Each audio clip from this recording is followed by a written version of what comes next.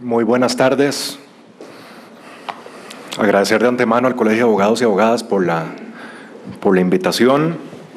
Y bueno, haciendo eco también de las palabras de don Álvaro, de verdad que muy complacidos de ver tanta participación, más aún con el simposio que organizamos recientemente en la Comisión Civil y Mercantil sobre garantías mobiliarias. La verdad, jamás pensé que iba a venir tanta gente, por lo cual se lo agradecemos. El tema que nos corresponde analizar en esta primera mesa redonda es sobre los derechos y obligaciones generales de los arrendantes y arrendatarios a la luz de la Ley de Arrendamientos Urbanos y Suburbanos, y también vamos a aprovechar para comentarles un poquito el trabajo que hemos venido haciendo en la Comisión Civil y Mercantil en referencia a ciertos proyectos de ley actualmente en discusión en la Asamblea Legislativa.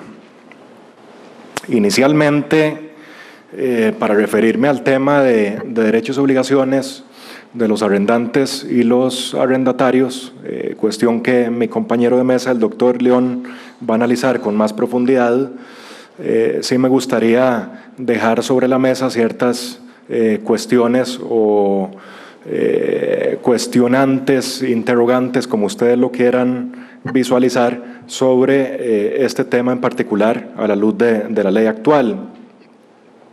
Primeramente, yo creo que todos estamos claros que la Ley de Arrendamientos y Suburbanos es una ley de orden público.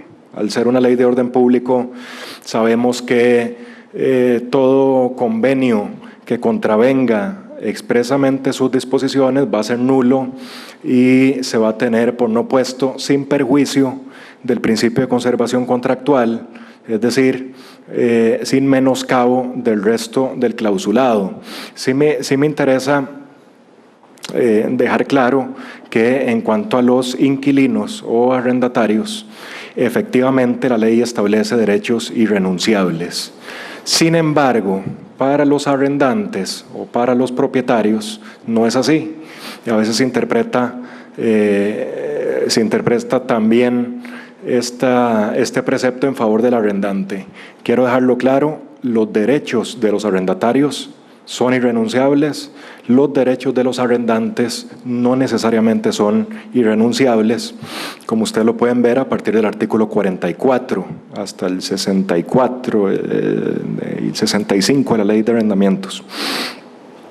En cuanto a derechos y obligaciones generales, bueno, todos sabemos que el arrendante tiene que garantizar el uso y goce pacífico de la cosa, el arrendatario tiene que, como contraprestación, responder con el pago de la renta o con el pago del alquiler.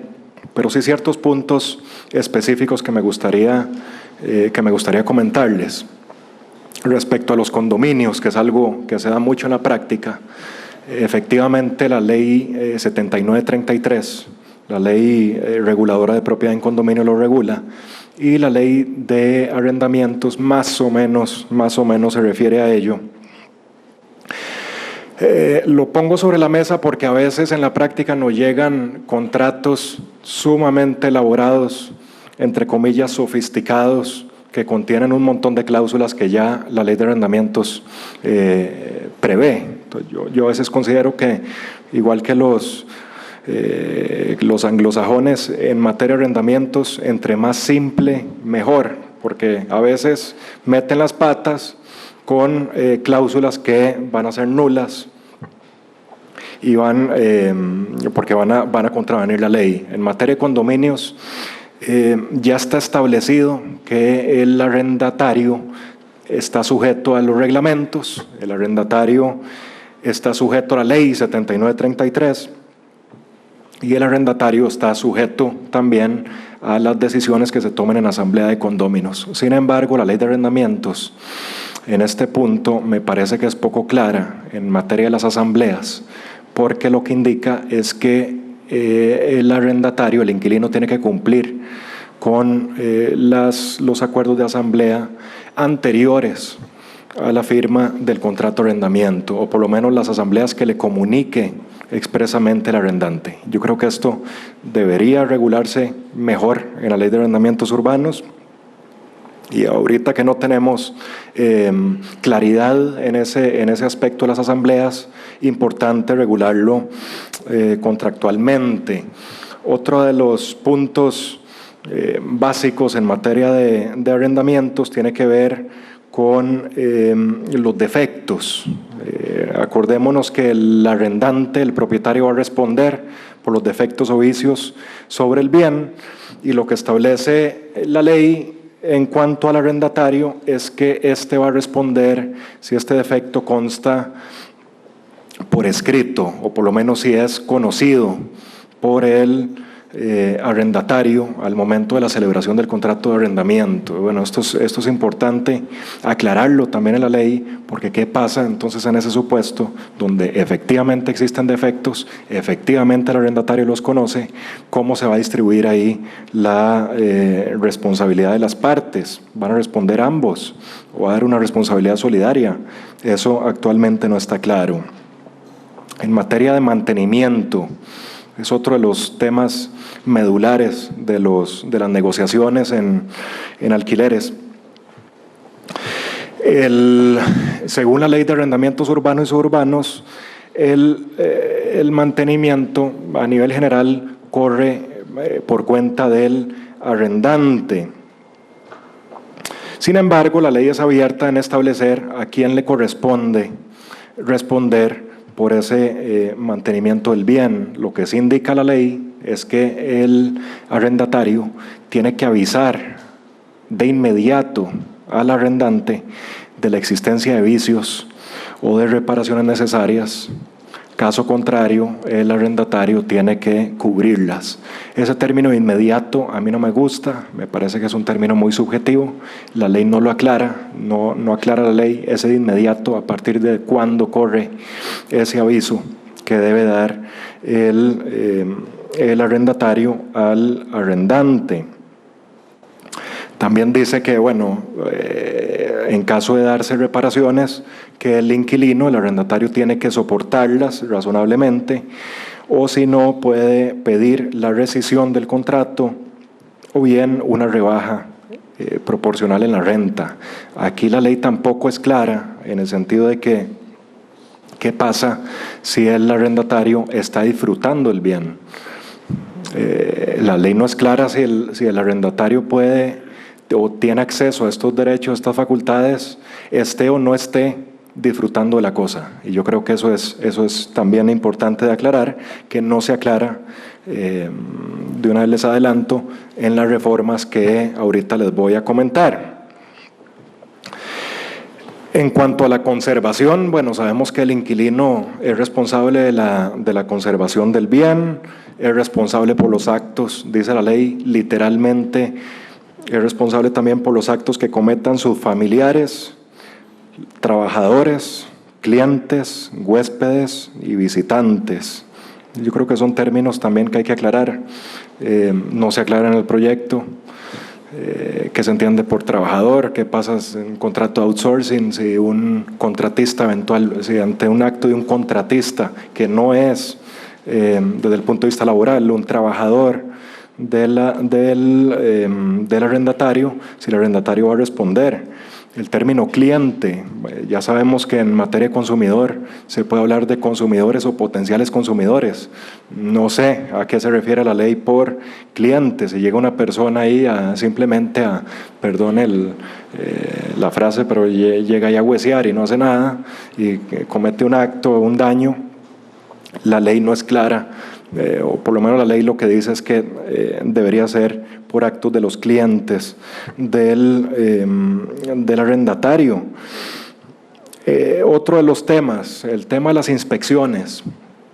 Sabemos que es un derecho de los arrendantes el poder inspeccionar el bien, dice la ley, una vez al mes o cuando las circunstancias lo ameriten. De nuevo, términos subjetivos, cuando las circunstancias lo ameriten, ¿para quién? ¿Quién determina la ameritabilidad de esa circunstancia? Eso no lo establece la ley. Término muy subjetivo. Dice que las inspecciones el arrendante las tiene que practicar en días o en horas en que el establecimiento esté abierto. O sea, no establece horas hábiles, dice cuando el establecimiento esté abierto. O sea, el inquilino se puede enterar que viene una inspección y simplemente cierra el chinamo y se acabó. También se le da la facultad al arrendante de practicar esas inspecciones en presencia del arrendatario o en presencia de una persona mayor de edad que se encuentre dentro del lugar. Entonces, de nuevo, esto prácticamente facultaría al arrendante a hacer una inspección con cualquier persona mayor de edad que esté dentro del inmueble. Podría ser el jardinero, podría ser una persona del cable que llegó a instalarlo, llegó a arreglar algún defecto que tenía, y prácticamente la ley faculta al arrendante a realizar esa inspección, cuando a mí me parece que por un tema de seguridad debería ser únicamente en presencia del arrendatario o de una persona autorizada formalmente por el arrendatario. En cuanto al arrendatario, dice la ley que, bueno, básicamente que si no permite la inspección después de 2 notificaciones, el arrendante prácticamente tiene derecho a la resolución contractual. Lo que no establece la ley, por lo menos no he podido verlo con claridad, es el término del preaviso de las inspecciones. Eso debería estar regulado. ¿Cuál es el plazo mínimo de preaviso que le tiene que dar el arrendante al arrendatario para realizar esas inspecciones? En realidad son temas que los compañeros van a analizar con más profundidad. Bueno, se van a hablar de muchos temas en estos conversatorios, pero sí los dejo sobre la mesa y definitivamente hay que tomarlos en cuenta para una reforma, para una verdadera reforma a la ley de arrendamientos urbanos y suburbanos vigentes. Entrando al tema de los proyectos, nosotros, como bien decía el doctor Hernández, en la Comisión Civil y Mercantil que él preside, y con mucho atino, se crearon varias subcomisiones. Nosotros tenemos subcomisiones en materia de derecho de fondo, en materia de derecho de forma, inclusive en materia de proyectos de ley. Nosotros estamos muy activos en la subcomisión, así la bautizamos, la subcomisión de seguimiento de proyectos legislativos. Está también don Javier Miranda, está también don Hugo, que ahí lo veo sentado en primera fila, y don Hugo, dicho sea de paso, es sumamente importante en la subcomisión porque nos pone a trabajar. Él es el encargado, y yo creo que de los pocos abogados, sin que tome nota, ¿verdad?, de los pocos abogados que leen a fondo el diario oficial La Gaceta. Entonces, don Hugo es el encargado de transmitirnos ciertos proyectos que tienen que ver con materia de derecho comercial y derecho civil para nuestro estudio, para nuestras críticas y eventualmente dictámenes a la Junta Directiva del Colegio. En la subcomisión de seguimiento de proyectos hemos podido atrapar 2 proyectos de importancia. Uno de ellos es el 18067, que al día de ayer averiguamos en la Asamblea Legislativa, ya está para primera votación en el plenario. Y este proyecto de ley, el 18067, lo que pretende es reformar el artículo 67 de la Ley de Arrendamientos. El artículo 67 básicamente establece las reglas de los reajustes o de incrementos en la renta de bienes destinados a vivienda, específicamente a vivienda. Y lo que dice el artículo básicamente es que el precio en materia de vivienda se va a actualizar cada año, que a falta de convenio de partes se van a fijar las siguientes reglas. Aquí señalo a falta de convenio de partes. El proyecto pretende reformarlo y en lugar de poner a falta de convenio de partes, lo que se quiere es establecer salvo acuerdo más favorable al inquilino. No estoy, bueno, de nuevo, son temas, por lo menos a nivel personal, considero que son temas muy subjetivos. ¿Quién va a considerar si es un acuerdo favorable o desfavorable hacia el inquilino? En todo caso, también me parece innecesario incluirlo porque ya el mismo artículo lo establece posteriormente, inclusive si ustedes revisan el 68 también lo establece. Entonces, en realidad suma muy poco. Este proyecto lo que pretende es reducir, porque recordemos que en esta materia las reglas se basan sobre la tasa de inflación acumulada sobre los últimos 12 meses anteriores a la celebración del contrato. Entonces, actualmente, si la tasa de inflación es menor o igual al 15%, el arrendador está facultado para reajustar el alquiler de la vivienda en un porcentaje que no supere esa tasa del 15%. Lo que pretende el proyecto de reforma es disminuir ese 15% a un 12%. Esa tasa de inflación, dice la ley, que se calcula con base en el índice oficial de precio al consumidor, que lo da la Dirección General de Estadística y Censos, cosa que a mí me parece incorrecta, más bien es el Banco Central, pero bueno, actualmente eso está así. Y posteriormente establece que si la tasa de inflación es mayor al 15%, que en este caso en el proyecto de reforma es el 12%, ahí ya entran unas reglas posteriores donde se introduce el criterio de la Junta Directiva del BAMBI, que el proyecto de reforma, valga la redundancia, reforma el BAMBI al Ministerio de Vivienda y Asentamientos Humanos, que es el MIVA. Ustedes pueden ver la página web del miva.go.cr, M-I-V-A-H. Y es bastante romántica todas las intenciones del MIVA que van a poder ver ahí en la página web.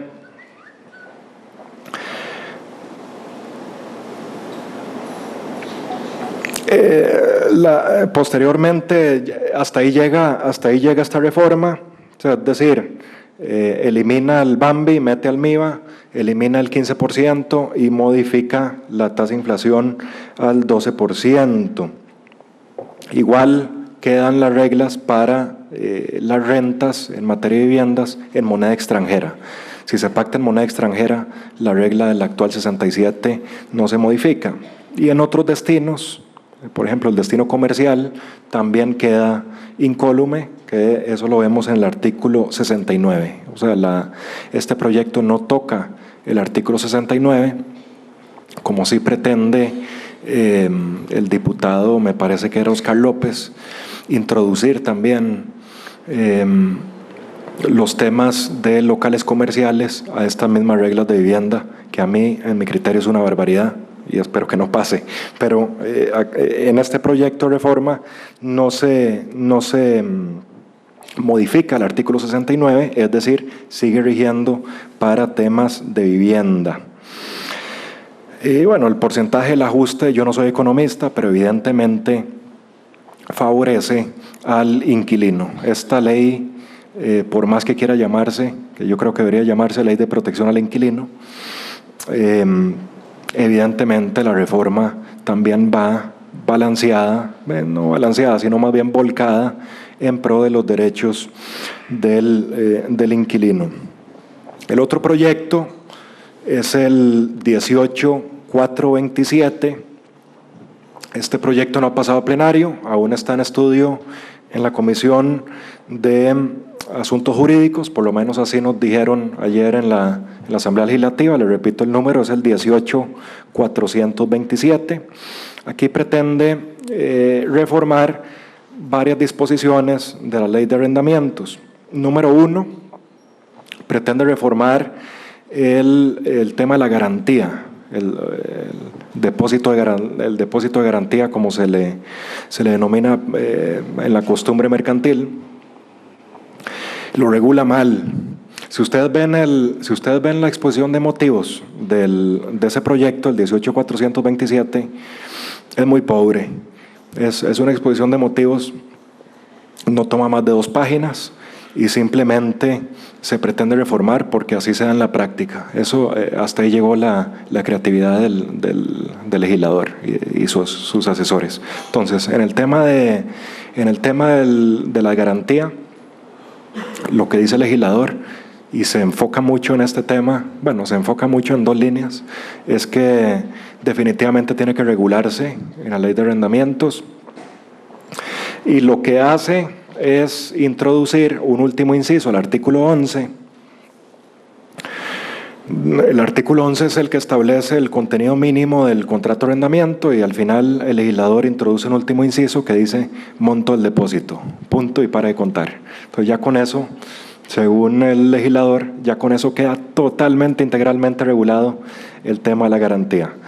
Monto del depósito. Esto no explica nada, no se establece cuál podría ser el monto máximo del depósito de garantía. Yo sé que por costumbre se utiliza que es un mes de alquiler, pero es por costumbre, debería establecerse por ley cuál va a ser ese techo. ¿Cuáles son las alternativas para dar esa garantía? ¿Qué pasa en el tema de restitución del depósito? Si se tiene que utilizar a lo largo del tiempo del arrendamiento, ¿tendrá que restituirlo el inquilino? ¿Cuál es el plazo cuál es el plazo que va a tener para restituirlo? ¿Cuál es el plazo máximo que tiene el arrendante para devolver el depósito de garantía? Todo eso debería regularse, no está regulado. De nuevo, lo que dice el legislador es monto del depósito.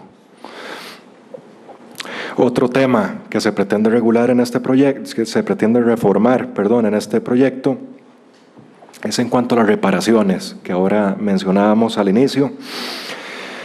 Las reparaciones, según la ley de arrendamientos urbanos, el arrendante tiene 10 días hábiles para iniciarlas.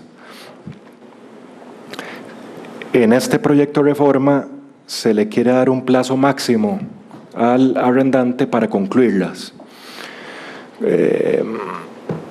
Sacado de la manga, totalmente, no hay ningún criterio, no hay ningún fundamento, y lo que pretende el proyecto es que el arrendante tiene 3 meses para finalizar las reparaciones. Aquí, de nuevo, no hay ningún tipo de justificación. Me extrañó mucho no ver consecuencias derivadas del incumplimiento. ¿Qué pasa si el arrendante incumple? Porque generalmente la ley de arrendamientos y otras legislaciones establece que en caso de incumplimiento se le faculta al arrendatario, en este caso, a dar por terminado, a rescindir la relación, a exigir daños y perjuicios o a exigir una disminución proporcional en el alquiler. Eso no lo establece. No hay consecuencias. No hay consecuencias por incumplimiento del arrendante. Vuelve a tocar este proyecto el tema del reajuste. Deja el BAMBI en el artículo 67, no mete al MIBA, deja el BAMBI y pretende disminuirlo, esa tasa de inflación, no a un 12% que pretende la anterior reforma, sino a un 10%. Y finalmente, este proyecto reforma el artículo 70 de la ley de arrendamientos. El artículo 70 es medular en esta materia. Ya sabemos que el artículo 70 establece un plazo mínimo irrenunciable para las partes, que actualmente es de 3 años. Es decir, si el contrato establece plazos menores, se tiene por no puesto y se interpreta que el término del arrendamiento es por 3 años. El proyecto de reforma pretende disminuirlo, esos 3 años, a 1 año. ¿Por qué? Solo el peinador del diputado lo sabe. lo que pone en la exposición de motivos es porque así se da en la práctica. En la práctica, dice el diputado, yo he visto todos los arrendamientos son por un año. Mentira. En todo caso, se pretende disminuir ese plazo mínimo legal de 3 años a 1 año. Mi posición, bueno, no hay fundamento para ese año, no hay un fundamento jurídico, no hay un fundamento estadístico de mercado. Es un tema antojadizo, un tema subjetivo. Me parece, y eso hablo a criterio personal, no como miembro de la comisión, pero me parece que el plazo de 1 año es muy poco. Imaginémonos, bueno, es muy poco tanto para el propietario como para el inquilino. Para el propietario, evidentemente, esto va a ahuyentar la inversión extranjera directa y la inversión nacional directa. Esto lo va a ahuyentar, esto genera inseguridad jurídica. Y desde el punto de vista del inquilino, que más bien el legislador quería protegerlo, yo creo que le salió el tiro por la culata, porque imaginémonos un contrato de arrendamiento con un plazo mínimo legal de 1 año, entonces si aplicamos los otros numerales de la ley de arrendamientos, el arrendante puede darlo por terminado dándole un preaviso con 3 meses de antelación. O sea, vos te metes, haces una inversión razonable en un local comercial, o peor aún, en una vivienda. Con esta reforma, el arrendante podría darlo por terminado los 9 meses. Me parece que muy poco. Otro de los temas,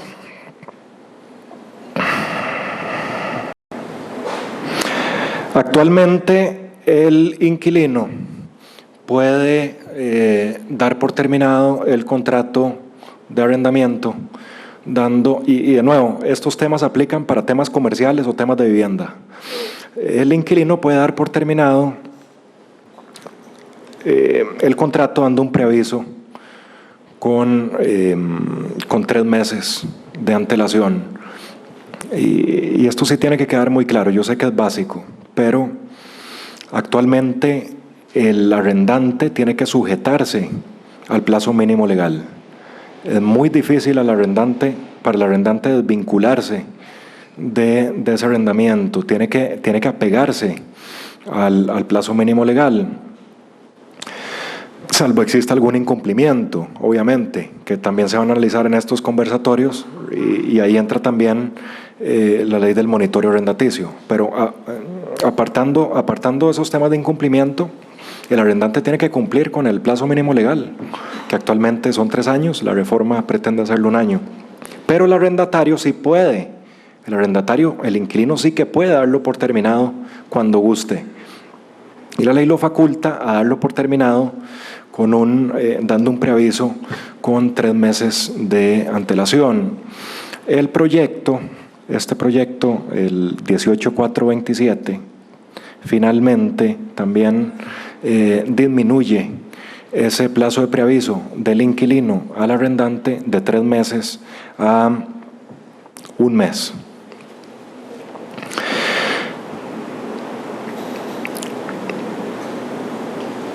Ahora, ya para finalizar, sí me hubiera gustado un proyecto de reforma, obviamente con mayor sustento jurídico, inclusive mayor sustento económico.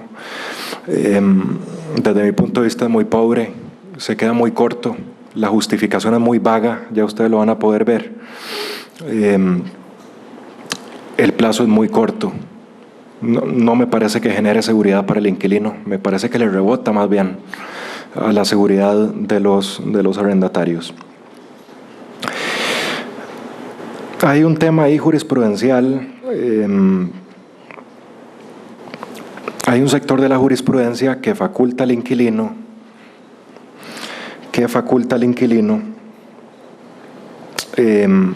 o más bien faculta a las partes para que el inquilino se desvincule dando un preaviso mayor o un preaviso menor.